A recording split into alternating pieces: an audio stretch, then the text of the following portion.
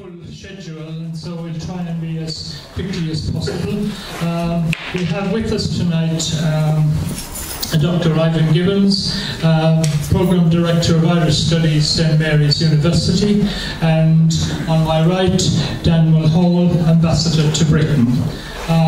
The title of Decade of Commemoration of course throws up many issues in relation to what happened both in Ireland and in Britain and indeed in Europe 100 years ago.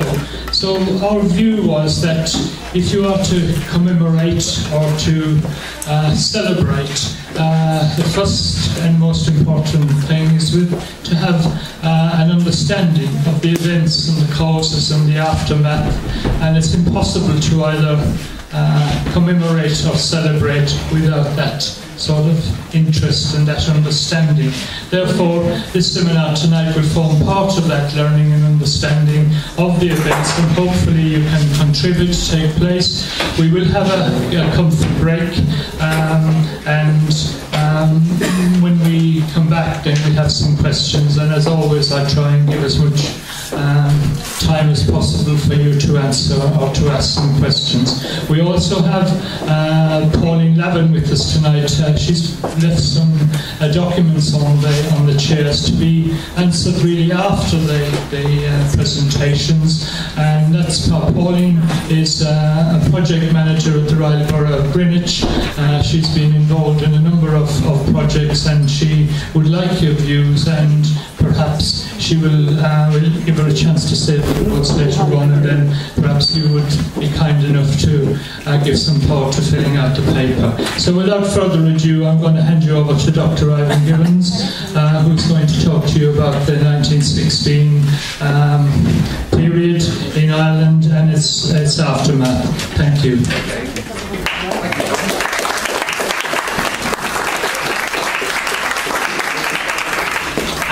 And ladies and gentlemen, I'm going to try and speak without a microphone, and I hope you'll be able to hear me. Can you hear me at the back? Yeah? Yes. Because I can't multitask. I can't speak and operate a microphone at the same time, or so my wife tells me. But anyway, in all seriousness, I'd first of all like to thank you, everybody here at Luton Irish Forum, for inviting me back. I've been here twice before, talking on this period, Ireland 1912 to 1922, a couple of years ago, and then I think last year on the Dublin lockout. Some of you may have been present at that as well, and I always enjoy coming to Luton Irish Forum. I'm very, very impressed with the organisation, and it's one of the few Irish cultural organisations in Britain that actually spends a lot of time and effort and thought into looking at Ireland's historical and political past. So my congratulations to everybody involved at Luton Irish Forum. Now, my brief this evening, very much the warm-up man, so to speak, I intend to provide you with a brief historical and political background to the 1916 Easter Rising. My intention is to put it in its immediate political and historical context. And I suppose the first thing to say is that it's nearly 100 years since the Easter Rising, just too short. And I suppose it's fair enough to say, and I don't think anybody, I hope, would disagree with me, when I say, quite uncontroversially, that the Easter Rising 100 years after the event still attracts controversy.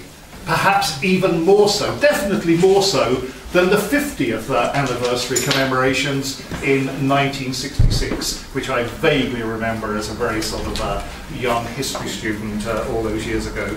And I think the reason why that is so can be looked at from a number of angles. First of all, 1966 was treated in very, very reverential terms. I think that's the way to put it. And I think the reason for that is because it was just before the outbreak of the Troubles in Northern Ireland. However, the recent history of Northern Ireland over the past 40 years has raised again the whole issue of the morality of the use of political violence in order to achieve political ends in Ireland. And that is the main reason as to why the commemoration, the centenary commemoration of 1916, is now far more controversial than the 50th anniversary commemoration in 1966. And so whether one accepts, for example, the former Taoiseach John Bruton's view of the 1916 Easter Rising, that it introduced a cult of political violence that has bedeviled Ireland for the remainder of the 20th century, on the one hand, or one accepts the views of modern historians such as Ronan Fanning or Diarmaid Ferriter, who argue quite clearly that violence was the... I'm not saying, you know, they agree with this, but they're saying their conclusions, their research has indicated that violence was the only language the British establishment at the time would understand, as they showed absolutely no inclination to implement Home Rule in the period immediately after 1914. Whichever point of view you have on the Easter Rising, I think it's fair enough to say that the Easter Rising is a totem, a shibboleth, a symbol. It remains the core, the foundation stone, the wellspring of the independent Irish state, irrespective of your view on whether or not the use of political violence is or was justified. The first thing I'll say, quite categorically, is that 1916, the Rising, would not have taken place without the First World War. I think all historians agree that it wouldn't have taken place at all without the outbreak of war. And we give as our evidence the fact that within 1 month of the declaration of war in August 1914, the Supreme Council of the Irish Republican Brotherhood had met and had pledged to stage a rebellion during the war, no matter how long it lasted. They stated quite categorically that they would stage a rebellion and they would seek aid, and we're all familiar with the terms of the Easter Proclamation, from our gallant allies in Europe, i.e.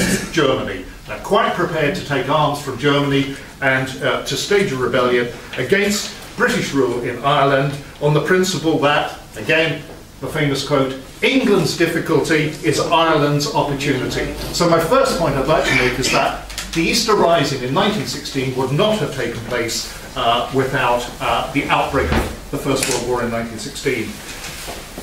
Now, Ireland, just prior to the outbreak of the First World War, was potentially in a state of incipient civil war. Certainly the British government believed that Ireland was on the edge of civil war. Asquith, the Prime Minister, was apparently very relieved that civil war in Ireland between the two armed camps, the UVF in the north resisting Home Rule and the Irish volunteers in the south set up in response to the UVF to implement Home Rule.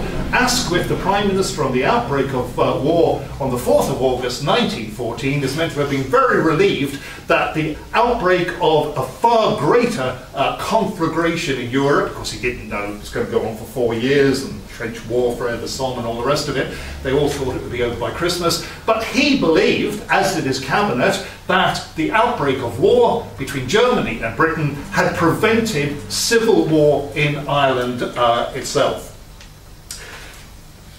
The first thing that Asquith does, well, after declaring war as regards Ireland, is to place Home Rule on the statute book. But its implementation is postponed for the duration of the war. And then, when it was to be implemented, whenever the war would finish, whenever that would be, special provision, that was the phrase used, was promised and was going to be provided for Ulster. For special provision, read partition. So partition was on the card, so to speak, in the opening months of the First World War.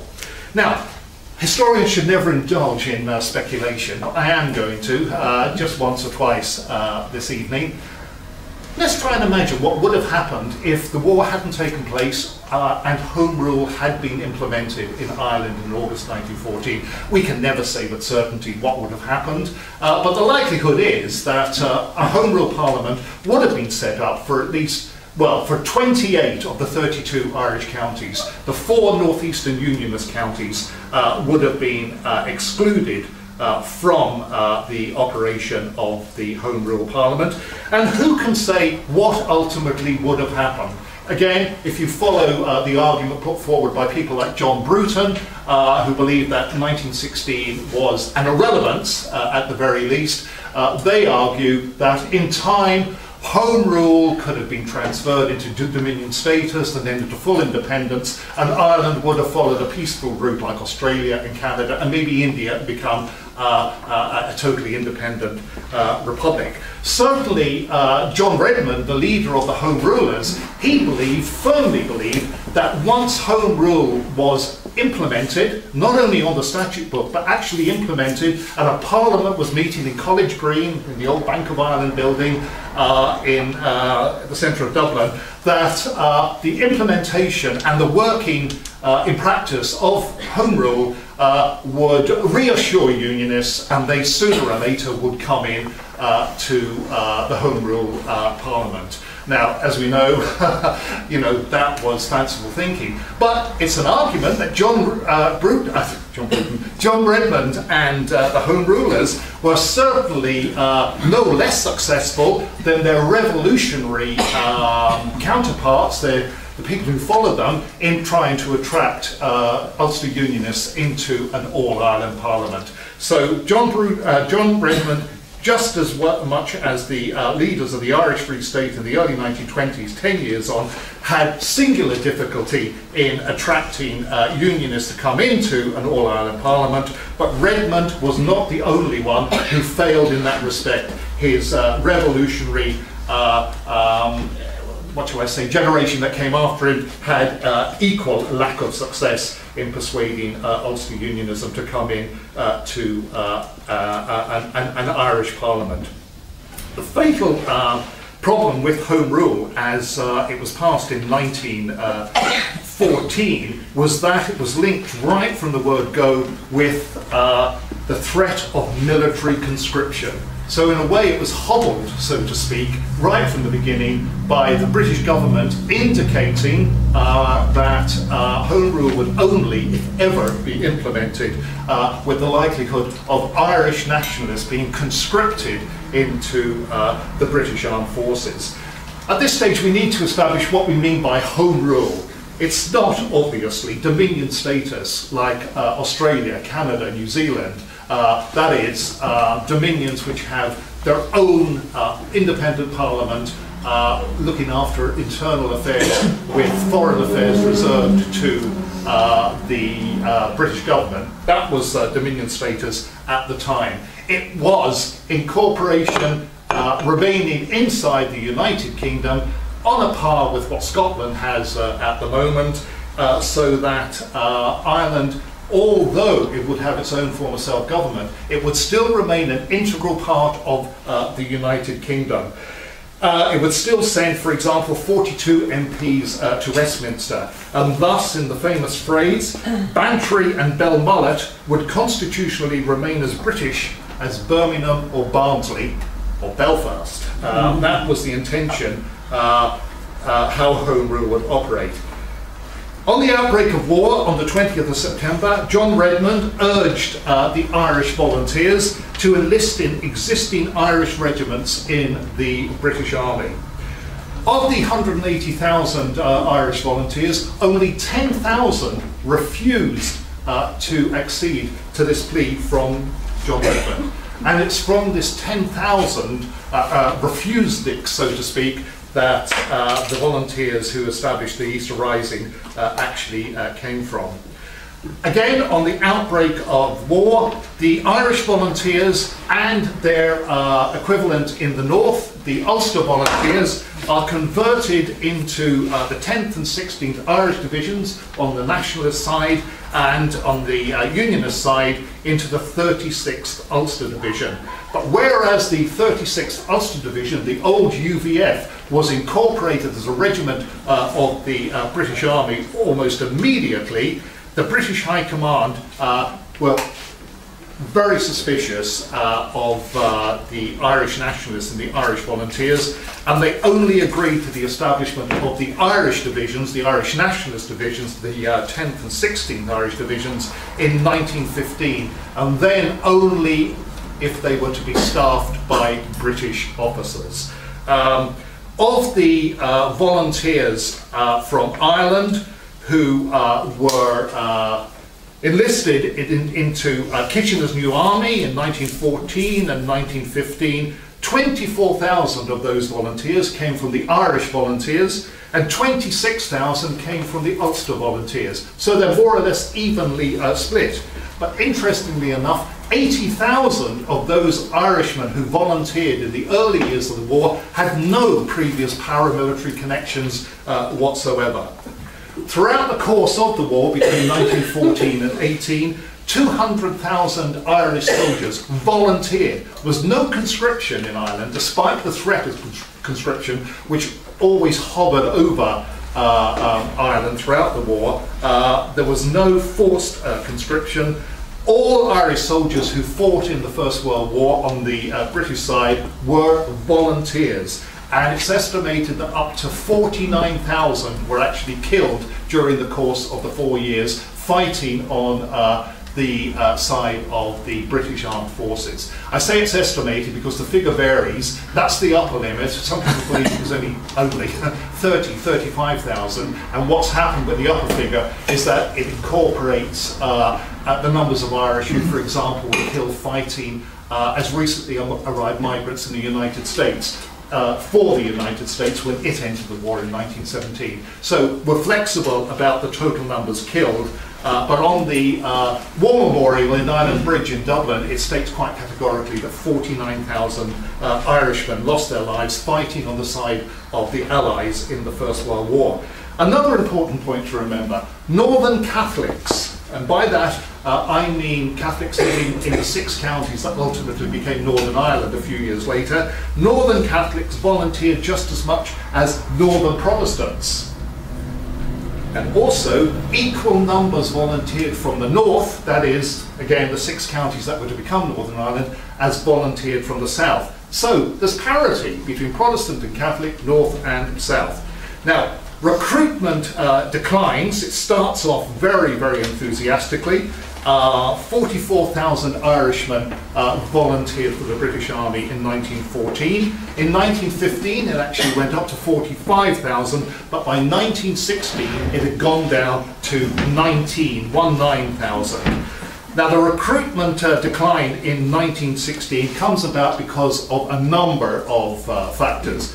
Not necessarily the Easter Rising, the Gallipoli campaign of 1915, in which substantial numbers of Irishmen lost their lives.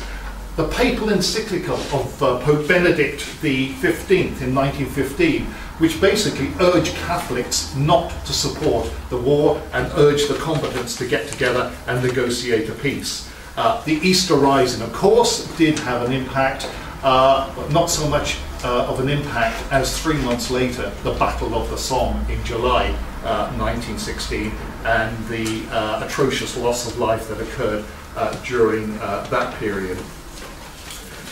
In Britain, and we have to look at British politics in this context because, of course, Ireland is, as I've just said, an integral part of the United Kingdom in the years that we're talking about.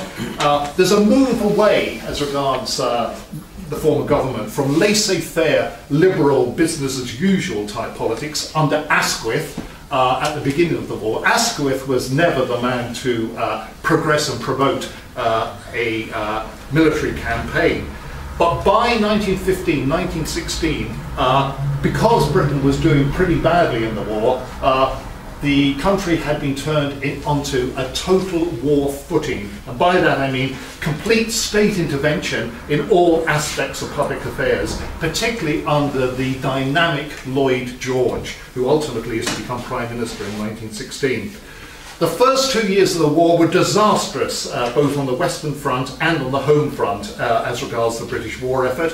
And this includes the Irish war effort as well. The Battle of Mons in October 1914 and the retreat of the highly trained pre-war soldiers and the British Expeditionary Force, the professional army, led to the decimation of, in particular, Irish regiments in the opening months of the First World War. And the impression was being developed in nationalist Ireland that Irish soldiers and Irish soldiers' lives were dispensable. By the Second Battle of Ypres in 1915, by which time trench warfare had become entrenched, so to speak, all the way from the North Sea down to the Swiss border on the Western Front. In a gas attack in 1915, I give this as an example, it didn't only happen this once, but these figures are indicative of the horrendous nature of trench warfare. In 1915, only 21 of 666 Royal Dublin Fusiliers survived a gas attack. The rest were killed by gas. And as I said, the destruction of the regular professional British Army, including its Irish regiments, in the opening months of the First World War, was followed by the introduction of reservists into the army, and then the volunteers of Kitchener's new army, including the new Irish divisions, the 36th Ulster Division, the old UVF, the 16th and 10th Irish Divisions, the old Irish volunteers. They began to plug the gap. And it was the combination of the shock of British losses and the incompetence of the government ministers in prosecuting the war successfully. And Gallipoli was the classic example of all this in 1915. Allied to deficiencies on the home front, the inefficiency in shell and armaments production, which led directly to the end of the last Liberal government in 1915. Asquith, the Liberal Prime Minister, remained as head of a Liberal-Tory coalition until he is overthrown the following year, in late 1916, by Lloyd George entering a devil's pact, so to speak, with the Conservatives and overthrowing Asquith, so that Lloyd George becomes head of a Tory-dominated coalition. It's at this stage that Edward Carson and Bona Law enter the British cabinet as members of the wartime coalition cabinet. And the reason I say that is because from an Irish perspective, the replacement of a Liberal government sympathetic to Home Rule, no matter how laid back they were in implementing Home Rule, the replacement of that Liberal government sympathetic to Home Rule was replaced by a coalition, replaced by Conservative politicians, are dominated by Conservative politicians sympathetic to Ulster Unionism, and that says a lot as regards the significance of what happens between 1914 and 1918. 1914 you've got a British government sympathetic to Irish nationalism. By 1918 you have a British government which is very, very sympathetic to Ulster Unionism and wants to see Ulster Unionists treated right, so to speak, and by that we know they mean partition. The absence of any meaningful Home Rule, or any Home Rule in Ireland between 1914 and 1916, meant that the whole raison d'etre of the Home Rule movement had disappeared. Now, Home Rule was basically the opportunity for the up-and-coming middle-class bourgeoisie, Catholic bourgeoisie in Ireland to actually seek its place in the sun. John Redmond, the leader of the Home Rule movement, was quite unabashed in claiming that he was an out-and-out imperialist. He wanted Ireland to share in the prosperity and the benefits of an expanding British army, British Empire, in the same way as Australia and Canada had done. The inability to implement Home Rule meant that John Redmond was basically undermined. He had no patronage to bestow, he had no parliament in Dublin, and thus, for 2 years, from 1914 to 1916, constitutional nationalism was and remained in limbo. As I said earlier on, no Irish divisions were set up, or no nationalist Irish divisions were set up in the British Army in 1914 and 1915. Irish nationalist volunteers were dispersed throughout existing regiments of the British Army initially. Unlike the 36th Ulster Division, the old UVF, which was set up in 1914 but did not see action until October 1915. Irish nationalists believed that the UVF was being protected while Irish nationalist Catholic soldiers were being needlessly slaughtered throughout the remainder of the British regiments. And it's in this context that the 1916 rebellion takes place. It sees 1,200 volunteers from the group that had rejected Redmond's advice to support the British war effort, including, it's got to be said, 200 from James Connolly and James Larkin's Irish Citizen Army from the Dublin lockout of a couple of years previously, confronted initially by Royal Dublin Fusiliers, i.e. Irish soldiers serving in the British Army who were quickly brought in from the barracks in Athlone and the Curragh. And it's one of the ironies of the 1916 Rising, which we're told was an amalgamation of the Irish Volunteers and the Irish Citizen Army, that more strikers from 1913 were actually fighting in the British Army that ever took part in the Easter Rising in 1916.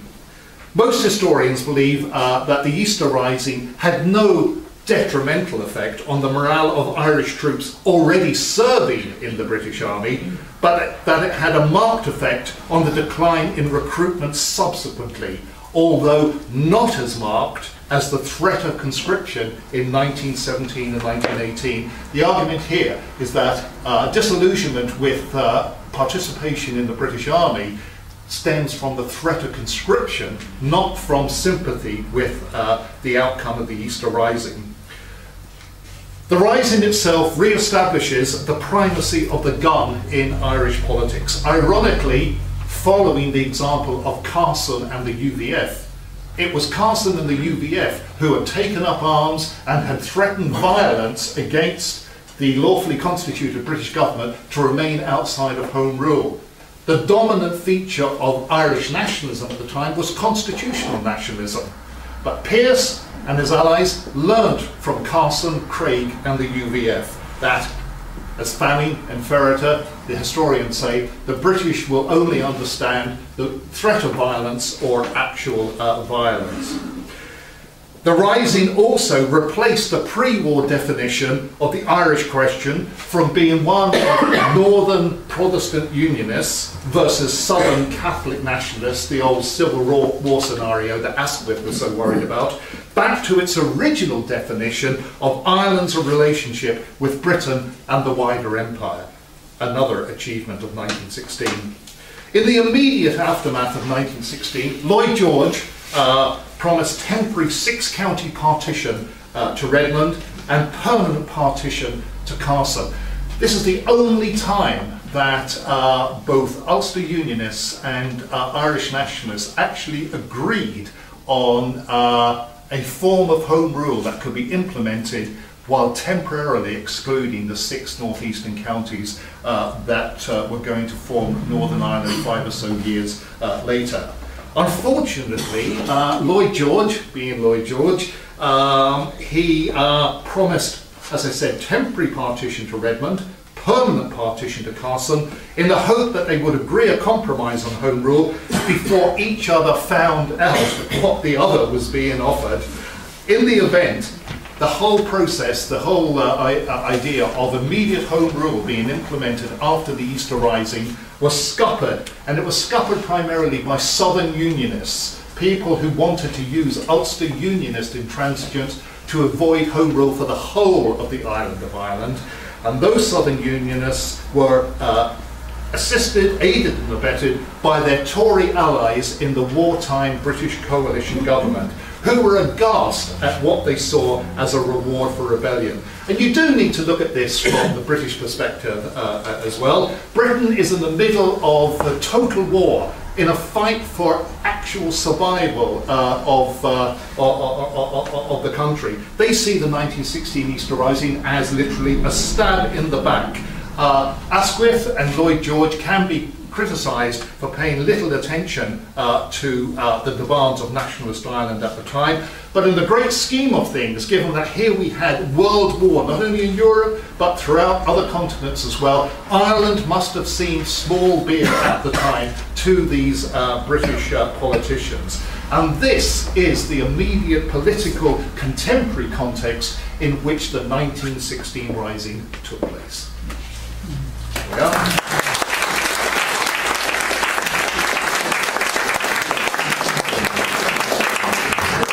Thank you, Ivan. You have the capacity to make a very complex situation seem so simple, and thank you very much. Thank you. Now we've got the Ambassador, who has been kind enough to come and explain to us why we should be commemorating or why we should be celebrating.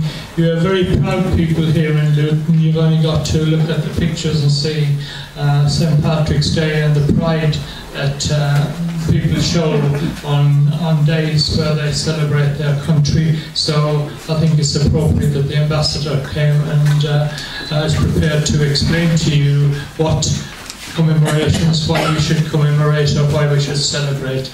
Dan Mulhall. Thank you very much. Again, I think I can probably make do without a microphone. It's probably easier.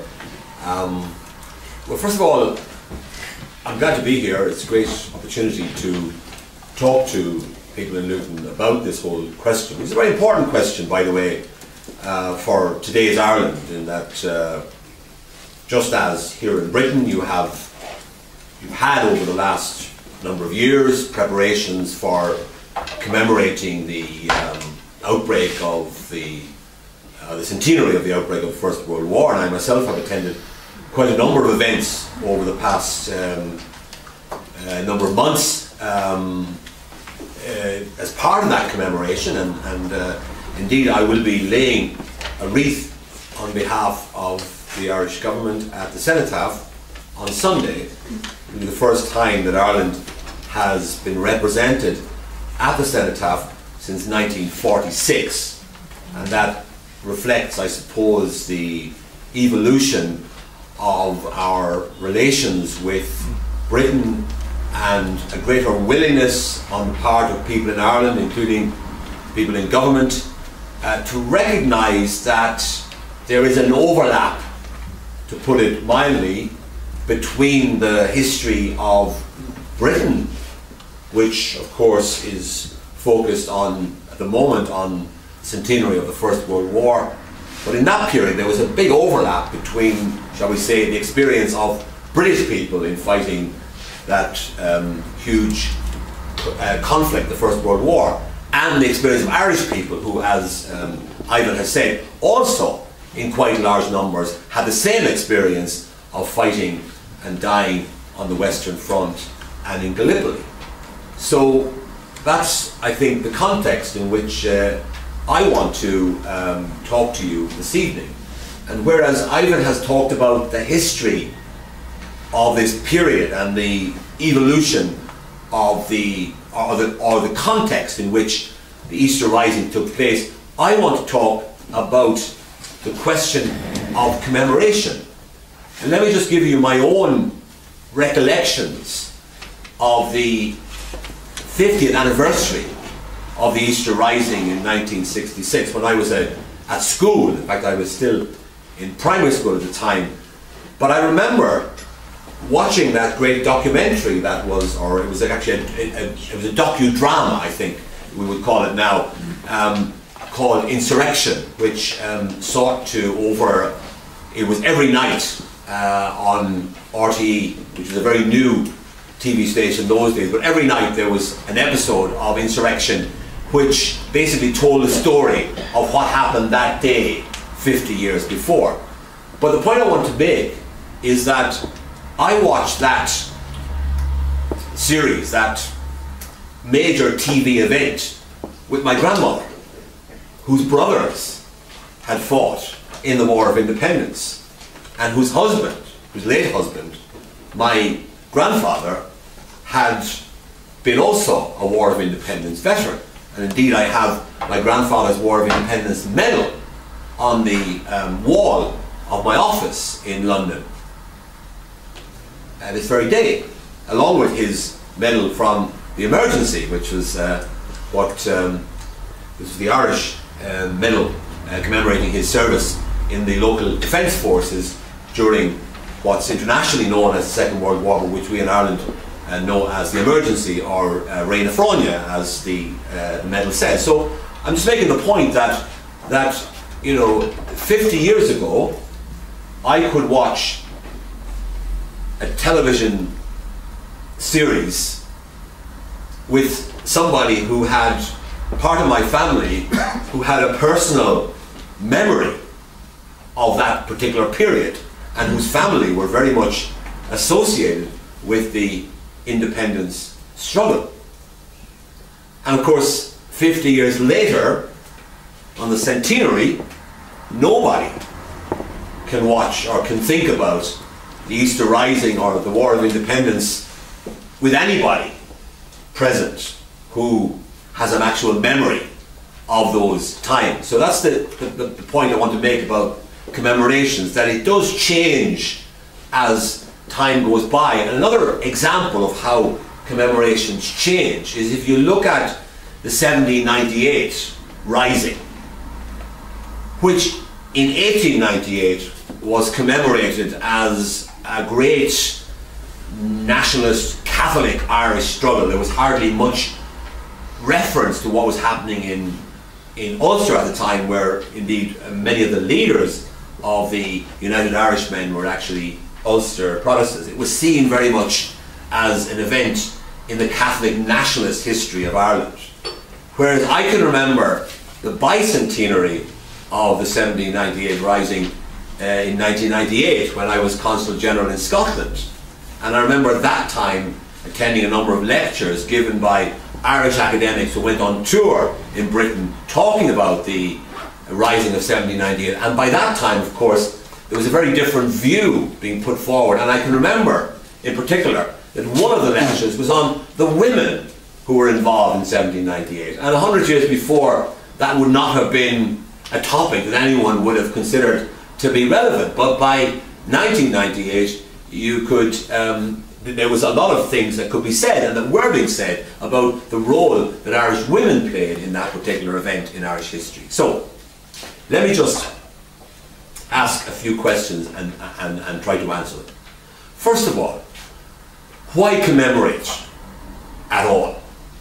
Because you could easily say, someone might say to me, well, why don't we just let the past be past and just forget about it and focus and concentrate on the present and the future? Now, I would say, in response to that it would be a very poor and rather miserable society that would want to behave in that way and to regard everything that had happened in the past as somehow irrelevant and not to be focused on at all. My own view is that a proper knowledge of the past is an essential asset for any society, and that is the job of historians, to ensure that, you know, they produce a sufficient amount of knowledge and information, which evolves, of course, all the time. Because, as I say, historians look at different things at different times, and a good example of that comes from a book I launched recently by Roy Foster, Professor of Irish History at Oxford. And Roy Foster's most recent book looks at the revolutionary generation. But whereas in 1966, when I was told about Patrick Pearse and Thomas MacDonagh and Kant and Connolly and McDiarmid and Plunkett, they were presented as a kind of a saintly group of people who more or less deserve some kind of secular canonization. Whereas Foster's book, though it's quite, I mean, it admires them, but it presents that generation as a very interesting generation with lots of interesting and rather radical ideas. So, in other words, it produces a picture of the men, or of the generation that produced the 1916 Rising, which is much more interesting because it's more sophisticated and it's more like what we would expect people to be like, rather than to be plaster saints as I think the impression that was given in some cases in 1966, certainly the things I heard at that time from teachers at school, presented the generation of 1916 as a saintly generation that could do no wrong because of the sacrifice they had made. So a point I want to make is that, of course, commemorations are useful because they do, centenaries in particular, do help to bring to life the history of a period which otherwise might not be focused on very much by contemporary generations. Of course, commemorations can be misused. They can be used to stir up political passions, and they can also be used for displays of political correctness. And I think we should try to avoid both of those alternatives. So commemoration, in my view, needs to be informed by solid, reliable historical research. And we're very lucky in Ireland, actually, that if you go to any bookshop in Ireland, any good bookshop, you will come across an extraordinary array of very fine publications on most aspects of our history. And much of this will actually be published by British publishers like the Cambridge and Oxford University Presses, who are very active, and many of the British publishers are active in producing very fine volumes on Irish history. And there are very few other countries of our size, I would venture to suggest, that have that rich array of very good books available about most aspects of their history. And indeed, for the period between 1912 and 1922, is particularly rich in research that's been published over the past 50 years since the Easter Rising of these commemorations of the Easter Rising in 1966. We have seen a great expansion of scholarly activity, and I dare say that in the coming year or so we will see a further series of interesting volumes coming out from various historians illuminating further aspects of this fascinating period in Irish history. My second question is, what are we commemorating? Well, for me, and I want to talk not just about 1916, but about the decade of commemoration, the decade of centenaries, which arise between 2012 and 2022, of which, I insist, for Ireland, the centenary of the Easter Rising has a particular significance. But in my view, we should not be embarrassed in any way about commemorating other aspects of the history of that period. And I think that's already, you can see that in Ireland there's been quite an effort made over the past year to commemorate, for example, the Irish contribution to the First World War. And President Higgins was present in Belgium in August of this year for the centenary events to commemorate the outbreak of the First World War.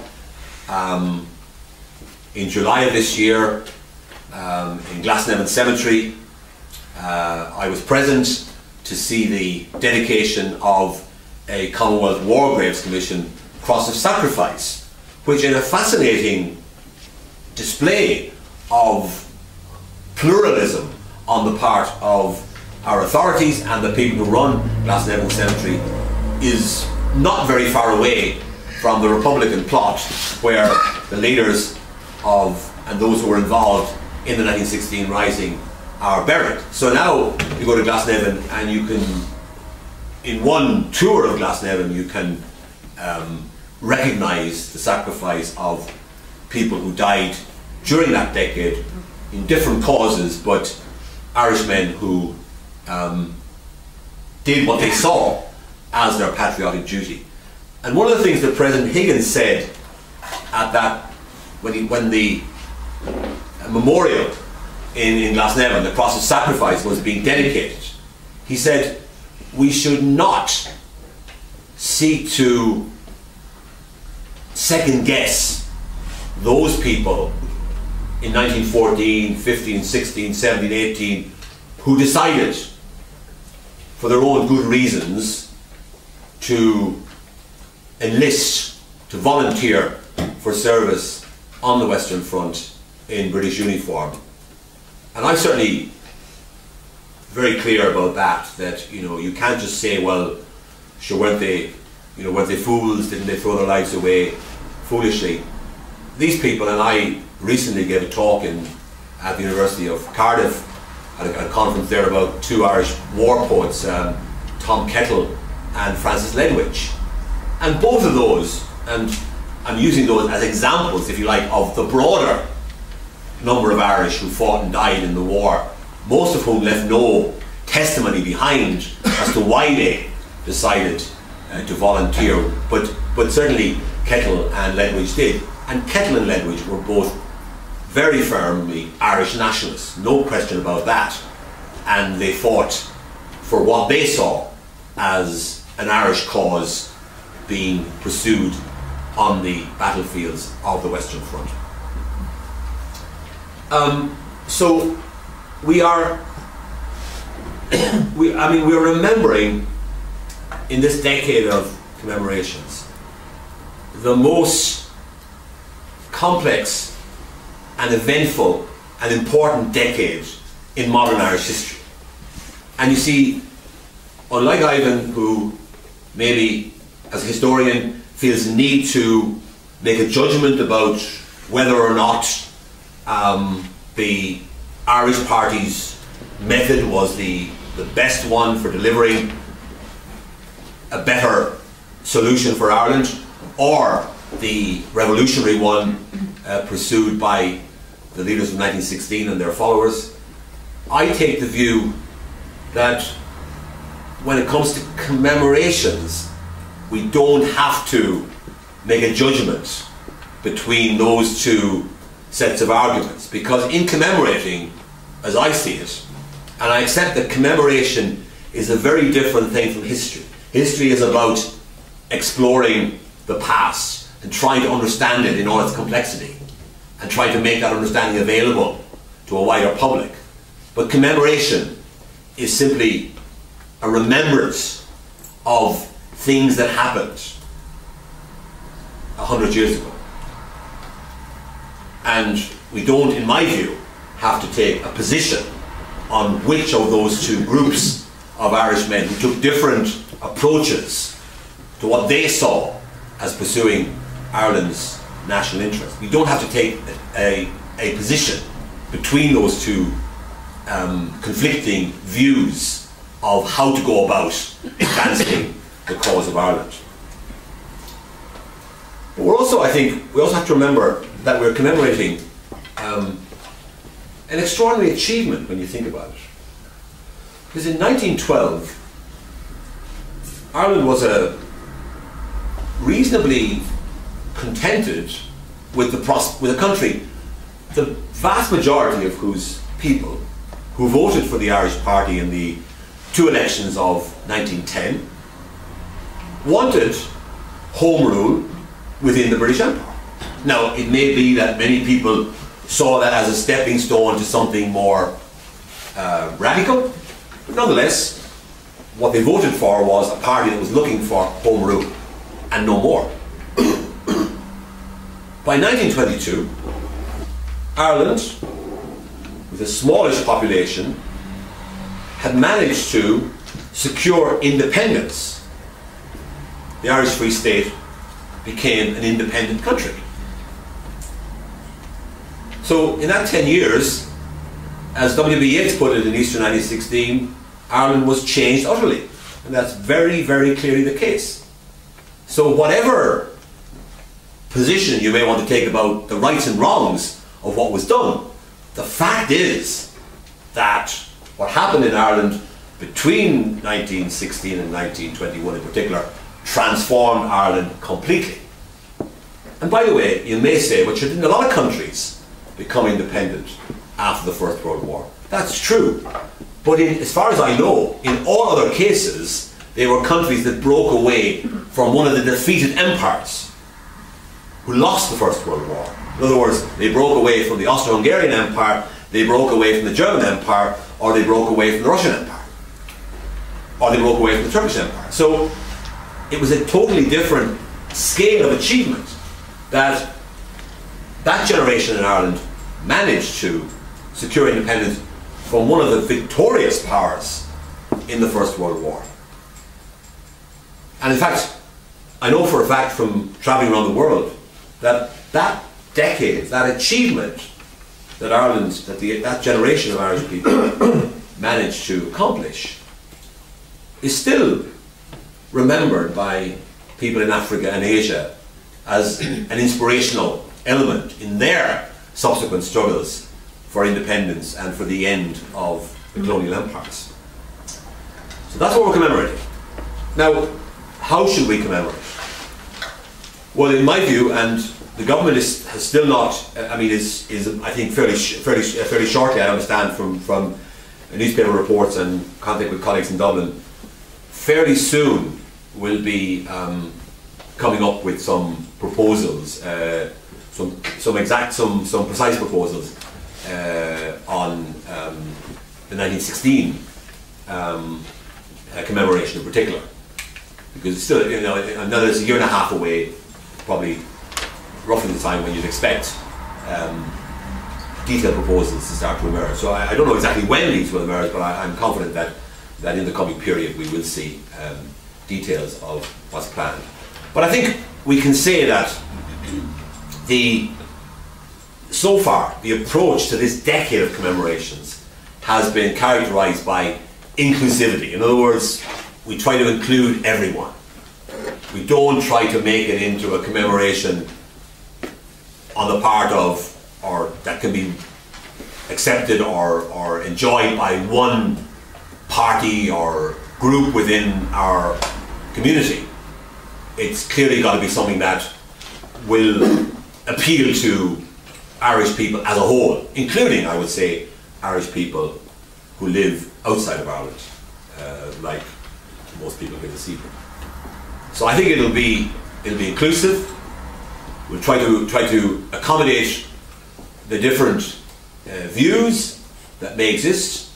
And I think you can see that so far there have been commemorations of the Home Rule Act. We had an event at the embassy, and some of you may have seen it on BBC Parliament. They filmed it, and it's been shown now many times over the past few months, and many people have said they've seen it.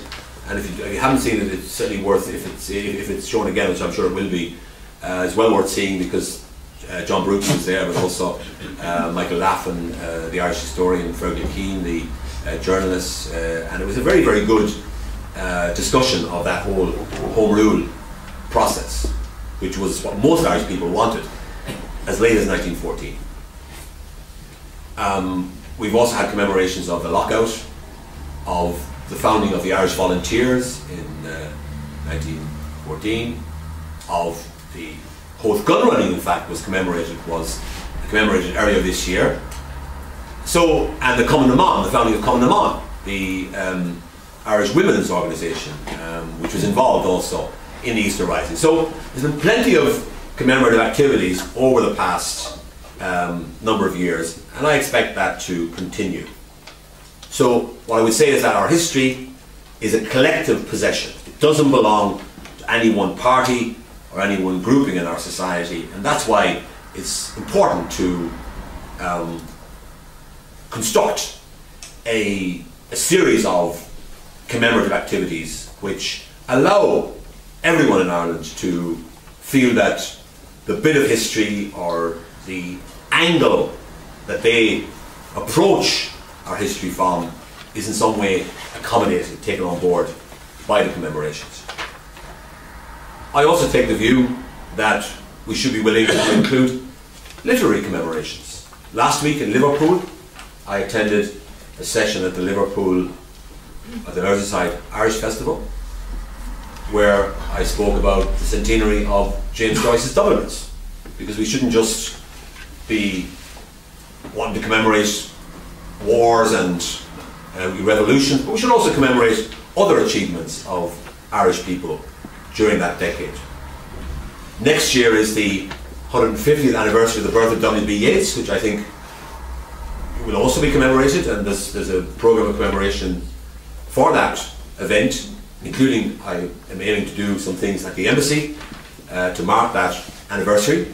And then, of course, in 2022, which will be the centenary of the foundation of the Irish Free State, will also be the centenary of the publication of James Joyce's Ulysses, probably the greatest piece of literature written by an Irishman in the history of our country. So I think, you know, we should be broad and inclusive in what we commemorate and in who is involved in the commemoration.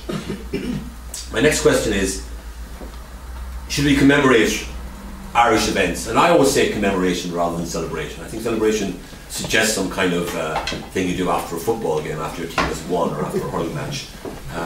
Whereas I think commemoration is better because it's remembering in a respectful and tolerant and inclusive way.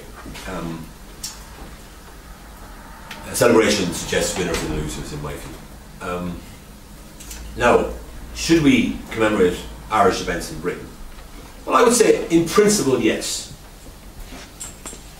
Because of the fact, as I've mentioned already, our history overlaps with British history.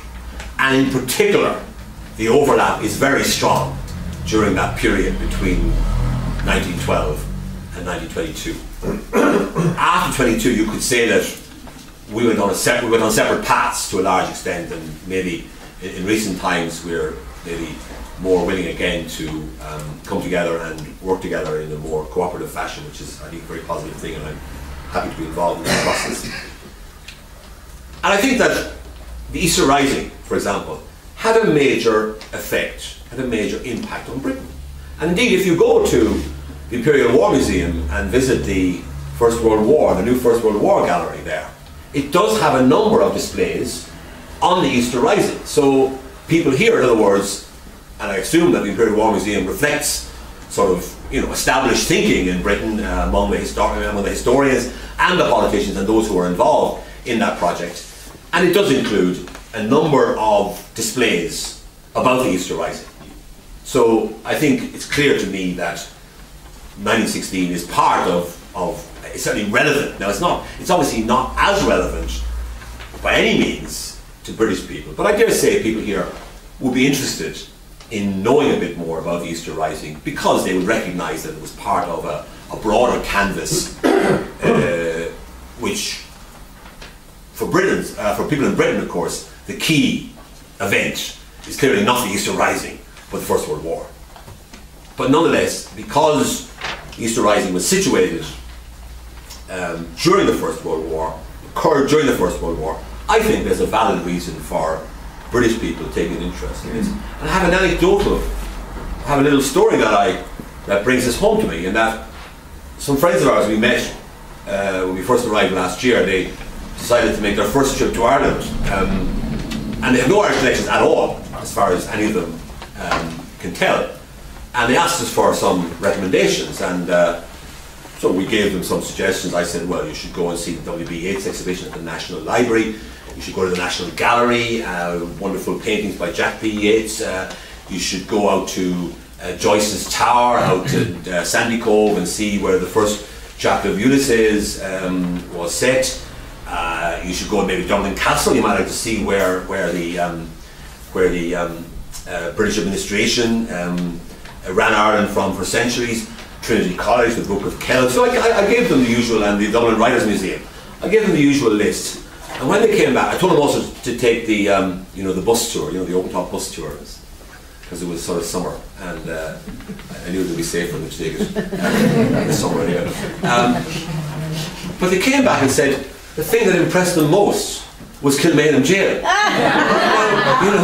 You would think that it would be the last place in any British part, but they were fascinated by it because it opened their eyes to the Irish story that they hadn't known about, and they weren't, embarrassed by it, or they weren't angry about these people rising against British rule in Ireland. No, they just thought it was fascinating, and they wanted to know more about it. And I ended up having to give them a little tutorial when I came when they came back on Irish history. So, and indeed, a taxi driver told me recently that I asked him were there many more British tourists going to Ireland. He said yes, they are. He said lots more. He said, And he said, "You know where they're going?"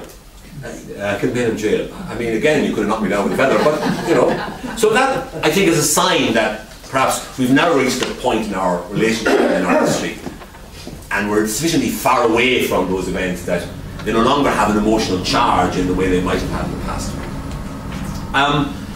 My second last question is, so I think we should, certainly, I intend to do a number of things at the embassy during 1916 to commemorate the Easter Rising and the things that are connected with it. I gave a speech recently in Newcastle about W.B. Yeats and the Easter Rising, so using the poem Easter 1916 as a way of accessing the complexities of the Easter Rising. And if any of you want to read it, if you go on to my Twitter account at Dan Mulhall, there's a link there to my blogs, and you'll find my speeches and blogs, which are all available to download and to read. So I do intend to do, but I'm going to be sensitive. I'm not going to go boring people by trying to force it down their throats. I mean, I know it's not central to the British sense of history, but I think it's an important element.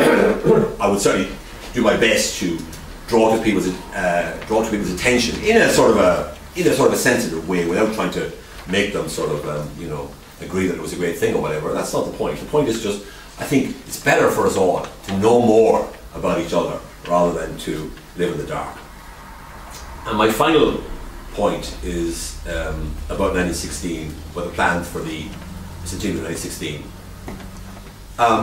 These are still being elaborated, but I would expect a significant commemoration to take place. The government has decided there some years ago to make a total of 23 million euros available for the decade of commemorations, and I would say a good percentage of that will probably be devoted to doing the right thing with regard to the 1916 commemoration. And last week it was announced by the Minister for Culture that 7.8 million euros has been set aside for the development of a heritage centre at the GPO in Dublin.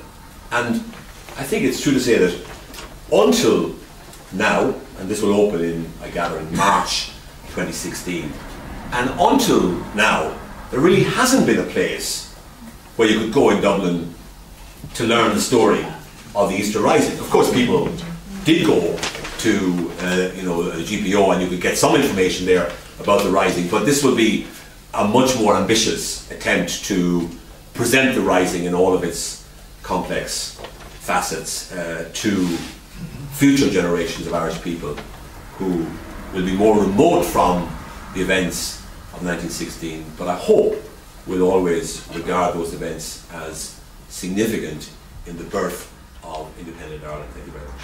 And be as brief as you can, please, and I'll try and get everybody in bearing in mind the time scale.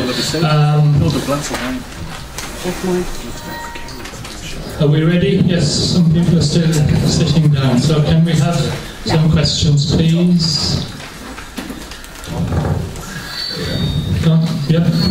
I'll be all right. Very, very briefly, because there are loads of people want loads of questions answered. Just want to clarify a couple of points. If I can take this point, for example, this sheet, it says, what is your relationship with Ireland? Irish citizen, Irish born, first generation Irish, no ethnic links with, etc. And what is your identity? British, Irish, Northern Irish, European? I think these are terribly confusing phrases. I'm, as you might detect from my accent, from the north, the Black North. Simply to say that, as far as I'm concerned, I'm an Irish citizen. The ambassador can dispute that if he wants to. I'm also a British citizen at the courtesy of the British government. So I've got dual nationality or whatever, apparently. So that's just something that needs clarification. When you're filling in a form, what do you call yourself? British? We're living here. Are we British? Are we Irish citizens? What are we? By the way, so, to make it clear, this is not. Sorry, this form was not, you know, devised by anybody at the embassy. This is a form that's devised for research purposes, and I think it actually replicates what's in the census, what's in the British census. I think, but I'm not.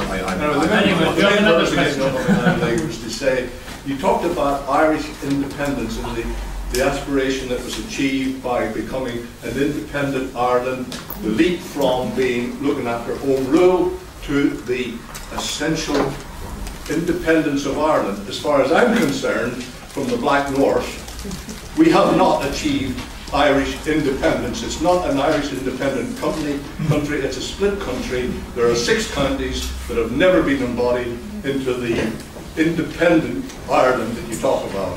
And we've got to make that very clear. That is still a problem. It's an ongoing thing. We're a lot further forward than we were some time ago, but people will talk about Northern Ireland. It's a very, very strange dairyman that will ever refer to Northern Ireland, which was a state that's set up by the British. As far as we're concerned, it's the north of Ireland or nothing. Okay?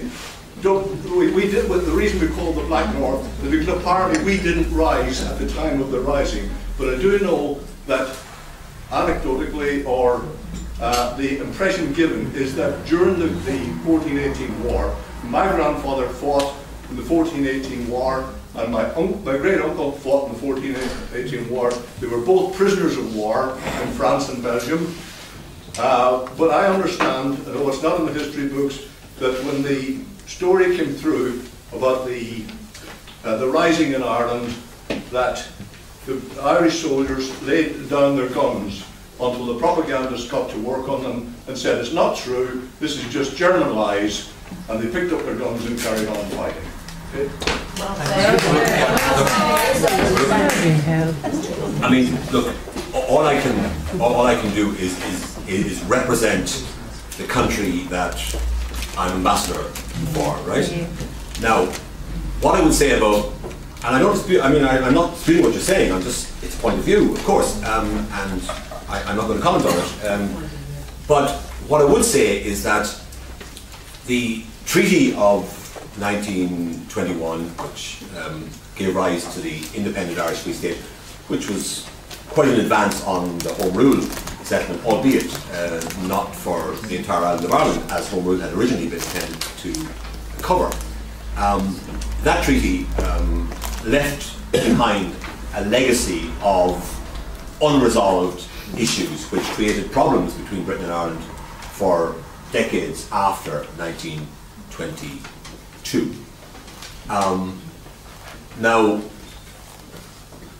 turn the clock forward to 1998 and to the Good Friday Agreement, and I would make the point that the Good Friday Agreement was ratified by the people of the part of Ireland of our jurisdiction by about 99% or 98%, said yes. Therefore, that agreement and it was ratified in the north by a smaller majority, and in fact, both communities in the north ratified that agreement pretty significantly on the nationalist side, if you like to call it that, and by a smaller margin on the unionist side.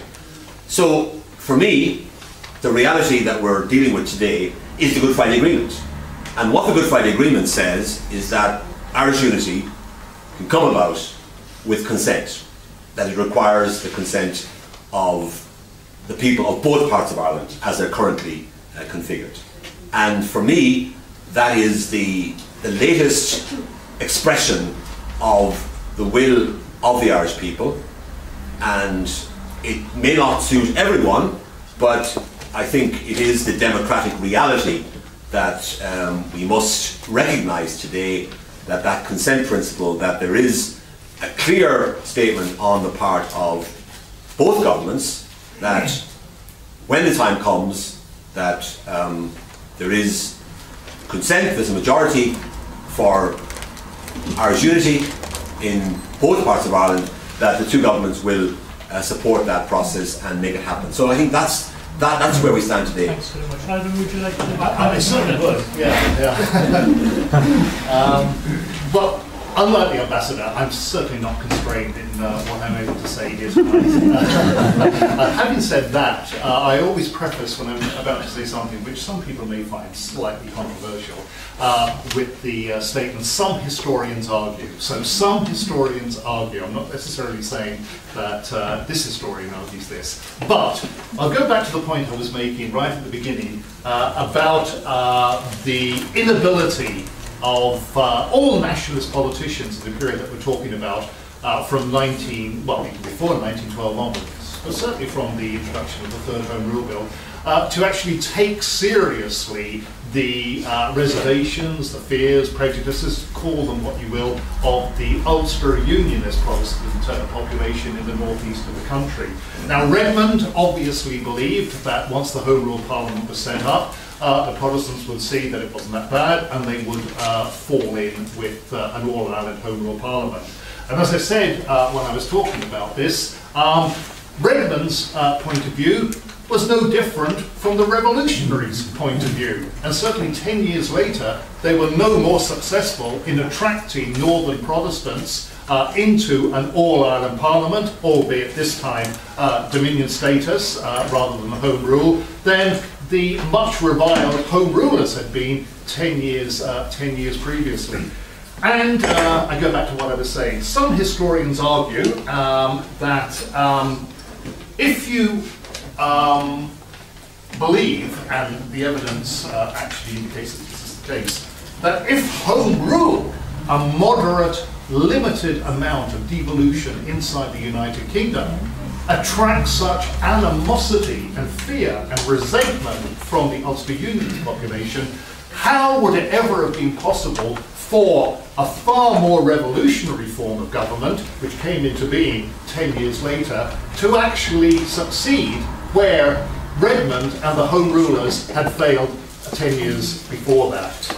The argument is, this argument is, that once nationalist Ireland had rejected a responsible, moderate form of devolution inside the United Kingdom, which itself was anathema to Ulster Unionists, and had instead espoused what has been described as an isolationist, Gaelic, Catholic form of nationalism, which sought to destroy any links whatsoever to this country, which the Ulster Unionists held dear. Well, then the die was cast, the writing was on the wall, and that, to put it quite bluntly, you can either have an independent Ireland, a totally independent Ireland, or you can have a united Ireland, but you cannot have both. And some historians actually go on to say that the only time that Ireland was united was inside the United Kingdom from 1801 up until 1922, because the tensions between North and South Protestant and Catholic, which were exacerbated with the growth of Irish nationalism and asserted Irish nationalism towards the end of the 19th century, were able to be contained inside that United Kingdom. Once Irish nationalism decides that it wants to go beyond the bounds of Home Rule, moderate Home Rule, and instead established a form of independent Ireland which we're all familiar with since 1922, well, then it was never possible for Ulster Unionists to be attracted into that sort of political setup. And the same historians actually argue that if you're talking about Irish patriotism, they actually say that, think about this, Sir Edward Carson was perhaps the best example, or better example, of an Irish patriot, because he wanted the essential unity of Ireland to be maintained. He didn't want Northern Ireland. He wanted to use the Ulster Unionist intransigence to Home Rule to ensure that the whole of Ireland, Southern Unionists as well as Northern Unionists, remained united inside the United Kingdom. And he put forward the argument that Ireland can only be united inside the United Kingdom, that once you attempted to establish an independent Ireland outside the United Kingdom, you immediately alienate and play up to all the fears and prejudices and irrational views that Ulster Unionists had. So just think about this. Sir Edward Carson as perhaps one of the best examples of Irish patriots throughout the 20th century. You haven't thought of that before, have you? We'd have to have you back again. We'd have to have you back again. This isn't about what I need research. Okay? Right, I'm looking at the commemoration thing and I'm thinking it's limited, right? You should be going broader in this. You should be including the people who died in wars, European wars. They were all Irishmen. They all died in one side or other of the Spanish Civil War. And I'd like to see, when this commemoration is done, that they are also remembered in the commemoration as just the British and the Irish. I know these days every Irish politician that I ever see gets up at every embassy and everywhere and says, to effect, we're all busy mates now. And I think this is the relationship between Irish and Britain, fine. But we're a mature, independent and grown-up country. We should be making them respect us, not saying how friendly we are with them, great that we are, but we should be making them respect us. And looking out to Europe at the things that happened around that era, the Russian Revolution for one, the socialists came from, the Spanish Civil War on both sides. There were others as well that I can't kind of bring to mind at the moment, but they've shared our experiences, they've shared our history, and believe me, they'll know it. That's all. Yeah, well, I mean, I'm not sure if that's a question for me, but I mean, well, I think I made it clear that the commemorations, in my view, have to be inclusive, and that includes, I mean, for example, when the President dedicated the Cross of Sacrifice at Glasnevin Cemetery there in July, he did that in order to recognise the fact that Irish men, and they were men in those days, had died during the First World War, and they deserved to be honoured and remembered. So I take the view that we should be completely inclusive. But when we dedicated, or erected and dedicated that Cross of Sacrifice, we weren't taking a moral position. We weren't saying that what happened in the First World War was right. By any standard, it was one of the greatest tragedies in human history. And I don't think you'll get very many people who will beat their breasts and say it was a great moment in human history, because the devastation and the fact that the First World War certainly contributed in no small part to the even greater tragedies that beset the world during the Second World War. So I'm entirely at one with you in feeling that we should be inclusive. We shouldn't just, I mean, let me quote, I recently attended a very nice commemoration when a blue plaque was unveiled in Albemarle Street in honour of Daniel O'Connell, who lived there during the 1830s. And I remember at that time quoting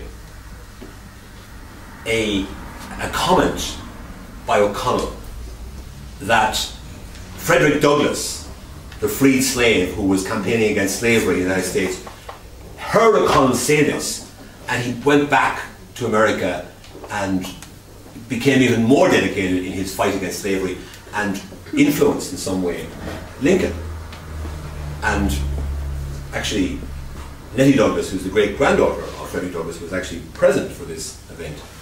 But the quote from O'Connell was, "My concern for humanity is not confined to my own green island, but it extends to wherever in the world people are oppressed, by slavery or whatever." So I think we in Ireland can be proud of the contribution we've made as an independent country on the global stage. I'll just give you a few examples, right? We're still in the top 10 in the world per capita in terms of development aid. And nobody in Ireland during the last 6 or 7 years when the country has been going through a terrible time. Nobody said, let's stop giving this money to developing countries, let's keep it for ourselves and build hospitals and so forth in Ireland, right? That's, I think, a positive thing. Secondly, since 1959, there has never been a day in that 60 years when there haven't been Irish soldiers serving with the UN around the world, seeking to keep the peace in different places, and many of those people lost their lives in the service of the international community. So those are two examples of how I think we can say that we have an internationalist outlook, and we do try to do what we can within the limits of what a small country can do to contribute to global peace and security. Yes.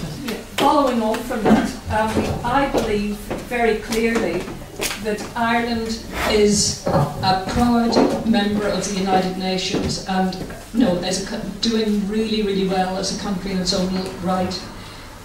On that basis, I believe that Ireland should be able to celebrate the birth of the nation. Now, the birth of the country of Ireland. No, the birth of the state of Ireland. Yeah. But the more I think about it, the more I think, what date would you choose for the birth of the state? First question. Second question is, by celebrating the birth of the state, which some people call the 26 counties,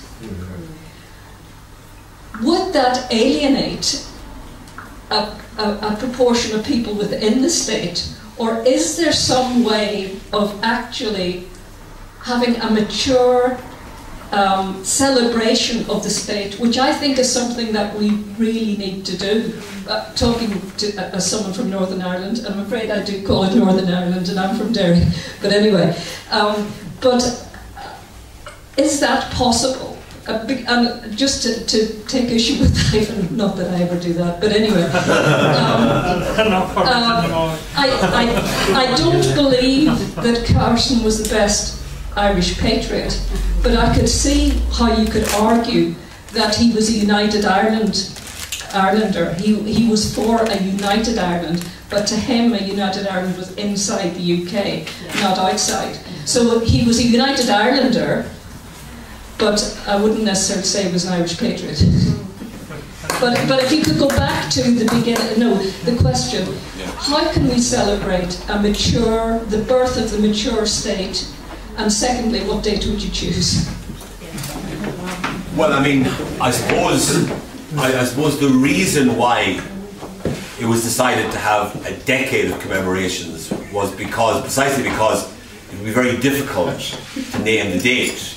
Now, you could argue that without the Ulster Rebellion, if you like, manifested in the Ulster Covenant and the formation of the Ulster Volunteers with Carson as one of its leaders, Irish independence might never have come about. So that's another sense in which you could argue that by stirring the pot, Carson and the Ulster Unionists actually make sure that Home Rule would never be implemented, and that in fact you would have an independent Ireland in 1922, rather than, as those who argue that Home Rule would have evolved into some kind of independence would have probably put it for 20, 30, 40 years for that evolution to take place, probably roughly the same time, you might say, as some of the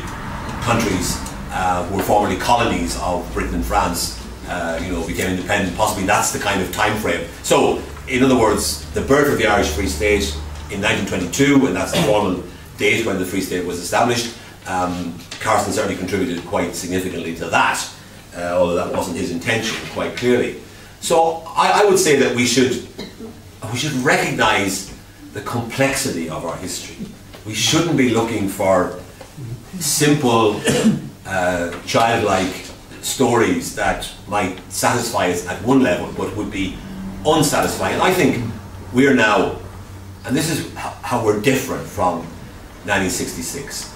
In '66, the Irish state was still, if you like, a project in the making. It was still perhaps finding its feet. After all, it had had a difficult time in the 20s, a lot of turbulence in the 30s with the economic war. Second World War, with great difficulty we retained our neutrality. Then in the 50s suffered terrible economic hardship, which is the basis really for the modern Irish community here in Britain, because many of them started to come over at that time in very large numbers.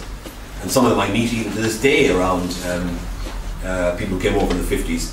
So in 1966, the country was just really beginning to blossom, if you like, as a modern economy. And Sean Lemass, by the way, far from wanting to beat the breast and have a highly nationalistic commemoration of 1916, actually saw it as an opportunity to kind of show off modern Ireland, which he was one of the architects of. But I think now, 50 years later, the Irish state doesn't need to be validated. We've been 100 years on the go. We've now got one of the more advanced, economies in the world, despite the fact that we've had this difficult period in the last 5 or 6 years. It's still the case that our economy is in the top 10 in the world in terms of per capita GDP, and it looks like we're entering into a period of rapid economic growth again, which hopefully we will manage better than we did during the last period of rapid economic growth. So I would say let's not be looking for a single narrative or a single date. Let's think about a variety of narratives, a variety of stories that come together in people's understanding of the past. And let's think about a decade of commemorations when we can commemorate all aspects of the complex history of Ireland during that period. I would suggest it's even more complicated than that. And in all seriousness, the reason why 1916 is regarded as the date of the birth of the modern independent Irish state is because all of the other dates are so contentious. 1922 remains very, very contentious. You could argue that 1937, the implementation of De Valera's constitution, was the birth of the modern Irish state. You could go further and argue that in 1949, the declaration of the Republic of Ireland by the inter-party government was the birth of the modern Irish state.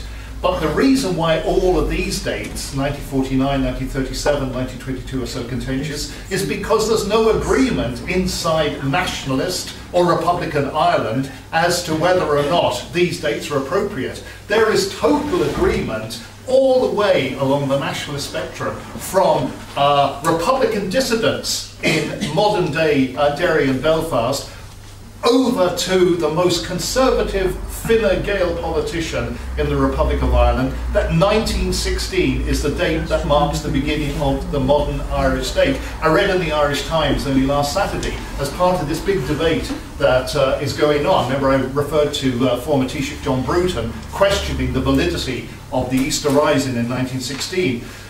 Enda Kenny, the Taoiseach, came out quite adamantly and said that Fine Gael, which is the same party that John Bruton was the Taoiseach, he was the Taoiseach of that Fine Gael coalition government in the 1990s. He said, Enda Kenny, quite categorically, that 1916 is the origins, as far as Fine Gael is concerned, of the modern Irish state. So all along the spectrum of Irish nationalism, Irish republicanism, can agree on 1916 in a way that they won't agree on 1922 or any other date. And that's the significance of 1916.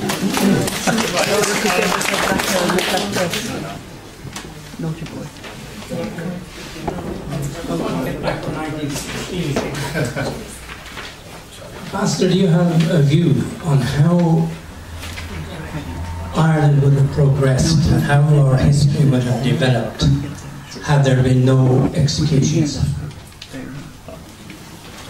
Well, I mean, it's clear, I don't think any historian would deny the fact that the executions, and not just that, but the subsequent handling of the situation that arose following 1916, the handling of it. I mean, it was as if the British government were deliberately trying to sabotage the Home Rule, the Irish Party, by, engaging in a series of manoeuvres which, frankly, could hardly have been more damaging to the prospects for Home Rule for the Irish Party, because after all,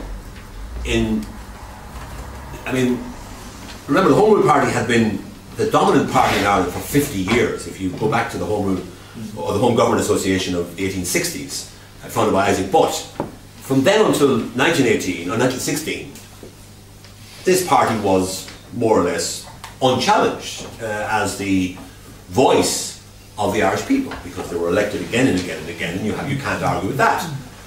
Admittedly, maybe the franchise wasn't full, but nonetheless, so the point I make is that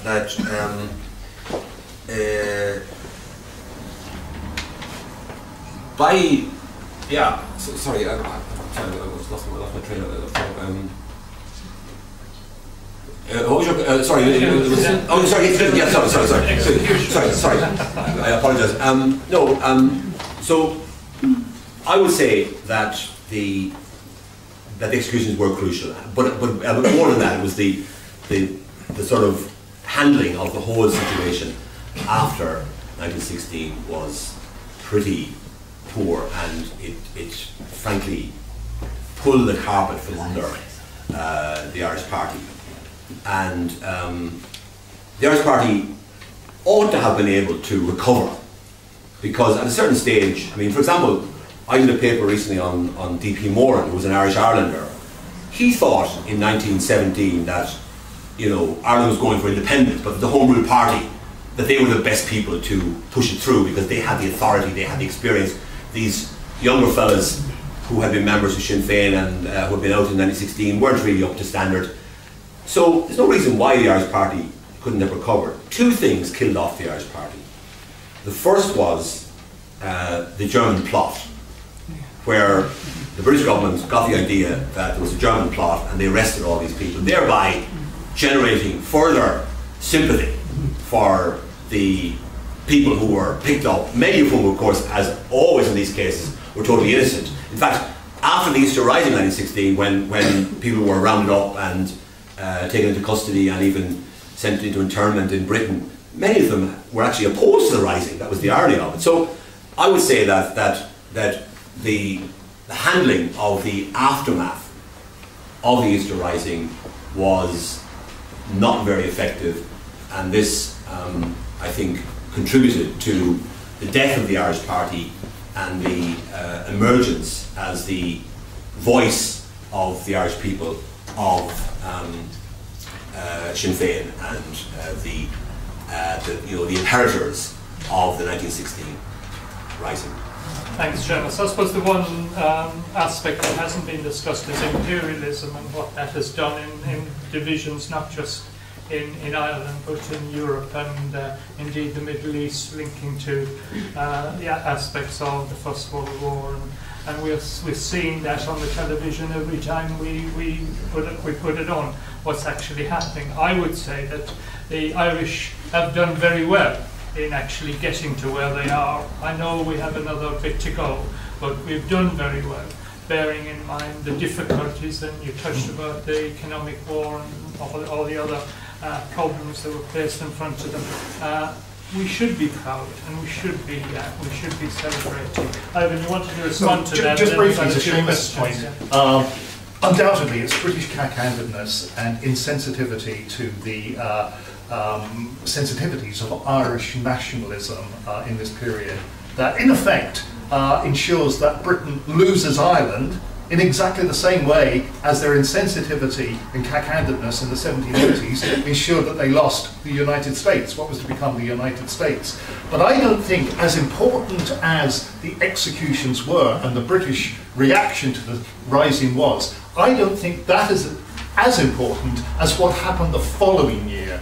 The attitude to the Rising by the whole spectrum of Irish nationalism was ambivalent, to say the least. The Irish Parliamentary Party, of course, was very ambivalent. The Catholic Church was ambivalent.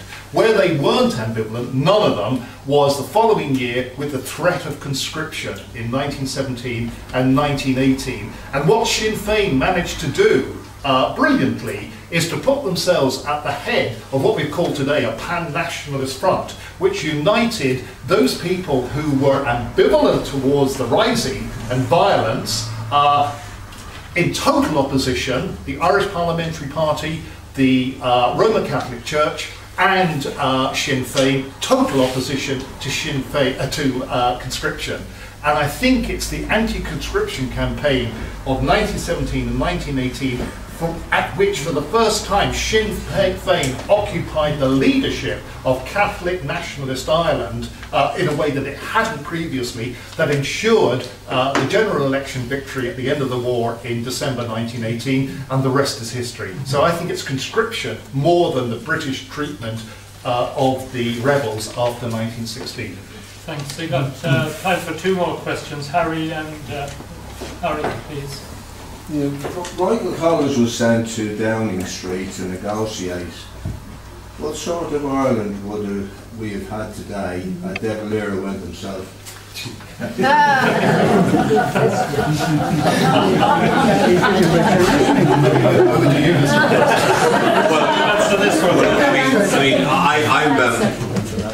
I've been involved over the years in negotiations, and of course you can have brilliant negotiators who can get things done that maybe looked unlikely at the beginning, and you can have poor negotiators who won't even get what they should be getting out of a negotiation. But I still think that whoever went in 1921 representing Nationalist Ireland was up against it. I mean, they were up against phenomenal odds. I mentioned in my original remarks how in 1921 Britain was one of the powers that had emerged victorious from the First World War, and was in a, it was still pretty close. I mean, it was maybe a power in decline, perhaps. Germany had overtaken it in the second half of the 19th century as an economic powerhouse. By 21, the US had overtaken Britain as an economic and political force in the world.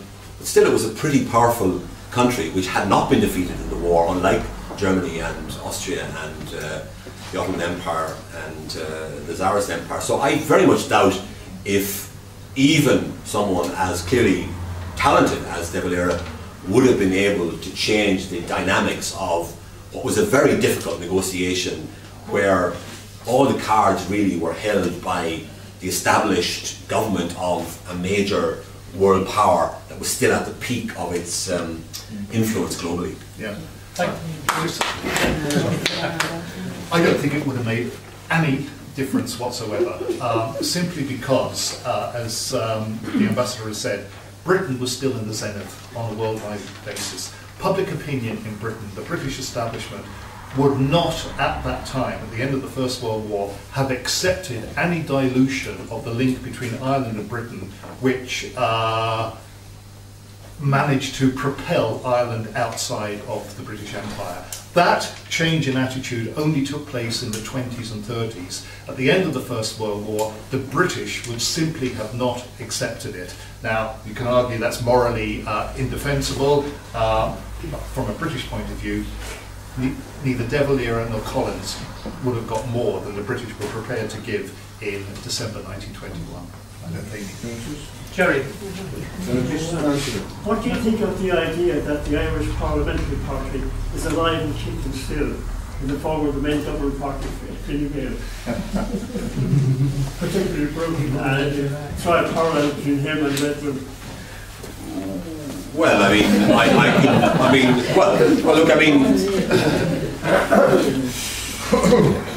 how to answer that? Obviously,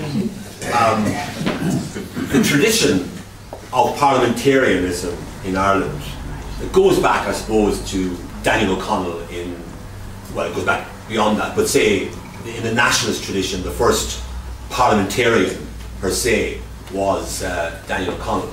So by the time we became independent, there was 90 years of Irish experience of being part of a parliament in Westminster, which was, for the time, the most advanced parliament in the world, I suppose, at least for most of that period. And so clearly, when we became independent, the influence of that parliamentary tradition didn't go away overnight. And a lot of people who were supporters and even involved in the Home Rule Party, the Irish Party, in the decades before independence, must logically have become involved. And I think some studies indicate that in various parts of the country, that there was a kind of a, you know, the Home Rule, the people who were Home Rule supporters eventually, you know, became members of the broader national movement, which was then called Sinn Fein, and probably most of those who had been the Irish Party were more inclined to accept the treaty than than not. So I think it's quite likely that that strand that started with Daniel O'Connell of parliamentary nationalism ended up in the tradition of those who, in the early years of the state, accepted the treaty and won the Civil War in 1922-23. So I would say that there is a thread going through our Irish history that comes up to obviously after independence, to some extent then, of course, we developed our own traditions, but I think you have to say that we were heavily influenced by parliamentary nationalism of the 19th century. And it wasn't a bad thing, by the way, because if you look at it, most of the countries that became independent in 1920, by the 30s, had gone to one extreme or the other. One of the great achievements, if you like to call it that, you may have different views on this, but one of the characteristics of Ireland is that despite having a revolution in the period between 1960 and 1921, we managed to maintain a parliamentary democracy with a centre where, W.B. Yeats said, things fall apart, the centre cannot hold. Actually in Ireland, the centre did hold, quite impressively, even when those who had fought and lost the Civil War came into power in 1932. And if you ask me to name a date in Irish history that was quite crucial, it was that transfer of power from Commonwealth to Fianna Fáil, only 10 years, less than 10 years after the end of the Irish Civil War. That was a huge achievement for Irish democracy, and it's because of that that we have the democracy that exists today. It may not be perfect, but it's certainly one that we can be proud of, the fact that we've maintained this democratic tradition. And even today, despite the different problems that we've had over the last 5 years, we still don't have a right-wing populist party in Ireland. And that is something I, for one, am pleased about. Thank you. After all that, I think we're going to move on to something lighter now, and what I'm going to do is, obviously the questionnaire is in front of you, and I'm sure you've all been looking at it briefly. So I'm going to keep this as tight as I can, because I know everyone's probably tired. So the questions to start with, I think what we need to ask is, we've heard from Dan, obviously the word commemoration is coming up a lot, and really what we want to ask is commemoration or celebration. Obviously some of our speakers have suggested celebration, and we just want opinions from, well, I just want opinions from people as to whether they think it's commemoration or celebration from a ground level perspective. After that, the core themes running through a commemoration or celebration, should we touch upon themes like reflection, reconciliation? Should we be looking at patriotism again, our identity, our sense of community? Should we have a revived sense of nationalism in 1916, for instance, as a key date out of that period was perceived to be a nationalist event? And how as a nation should we commemorate 1916? So what do you think we should do to commemorate? Should the Irish people and the Irish government, because it has to be a collective effort. We can't have the government doing all this work and then the people not engage. We have to take ownership of this, and that I think belongs to the diaspora as well, and particularly the Irish community in Britain, because as Dan Eireann have highlighted, the history of the islands being so connected. during that period. So how do you think the nation should remember the events of 1916, and what should be the legacy? So I think we'll ask that question first. Does anyone have any response to that? What should be the legacy, and how should we remember? I think they'll write them. They'll answer the questions if you just let them answer the questions. Okay, yeah. They'll write them. All right. Okay. Because of the time factor. Really. Yeah. Okay. The next question: the outside of Ireland. Think about the UK perspective. You know, obviously we're talking about international reach, but what's your perspective from living in the UK? And that should also connect in with the question on the second page is what's been your experience of living in the UK and commemorating Irish historical events from the 20th century? And why do you think stories relating to Ireland during the period could be communicated to and connected to nationals in the UK? What events do you think could stimulate interest, and why do you think that? You're the people who've been living here for 50 years, you understand what it's like to be Irish in Britain. You also understand what it's like to be Irish, because I'm sure you haven't lost your identity. So just your perspective on that. Again, to move on to another key question, there's some contention there around whether Unionists and British nationals should be invited to participate in the 2016 commemorations, because there is some perception that it's a nationalist commemoration, and maybe that perception is coming from some Unionists within the island, you know. But what do you think? Should they be invited? Should they engage? And why if so, and why if not? The rest of the questions are pretty straightforward, like materials. What materials would you like to see? What way would you like to access materials relating to the period? And what events or activities would motivate you to travel to Ireland during the decade of commemoration? If you don't feel that this is a period of history that will encourage you to travel to Ireland to engage, do you feel, the next question, do you feel that you should celebrate at a local level in the UK, and what, in your perspective, can be delivered to commemorate locally in the UK? Morning. Thanks very much. Thanks a lot for that. Well, if you've got some time, you can fill those in later. Can I just make a couple of announcements? One is that we have a welfare dance. The welfare dance on the 15th of November is at the Celtic Club, and that is to help us deal with people who have problems around Christmas time, and people who are not as well able to look after themselves as perhaps we are, and we do everything we can around Christmas time and indeed throughout the year to help our people who are worse off than ourselves. And we've also got, we talked today about this evening about the First World War in 1914. We have our next seminar is actually going to be in January, where we have Jim O'Hara from Hammersmith, who Ivan knows very well, who's going to come and give a presentation on Irish involvement, Irish soldiers' involvement in the First World War.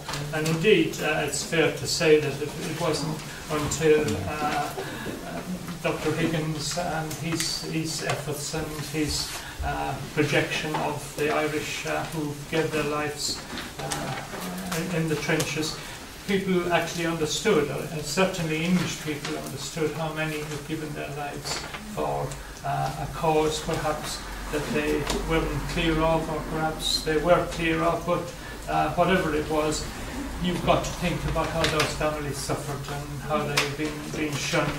I think now we have come of age. I think, as you've said, we have matured, and I think the fact that you've been able, and that you're going to their read at the cenotaph, I think that's something we should be proud of, because we are not perfect. Our history is not perfect, but if you look at the history of Europe and you look at the history of the Middle East, and you see what's happening there today, they are not finished, they are not completed, and they are unfortunately using arms and using war in order to try and resolve them. I think what the Good Friday Agreement has shown is that we are prepared now to say no more arms, no more killing, we are prepared to do this by democratic means. And I think what Ivan and the Ambassador has said tonight, I think, yes, you might argue with some parts of it, but I think it's useful that we got together and we discuss these matters and that we take them forward, we pass them on to our children and our next generation so that they will have a different perspective maybe than we had, where perhaps some of us, the education stopped when it got to be 1916. When I was going to school, it got to be 1916. We were never told. Harry, you're probably in the same situation, never told much more after that. And that's what I think is important about an event like this. So thank you very much for coming along. We're honoured. Thank you.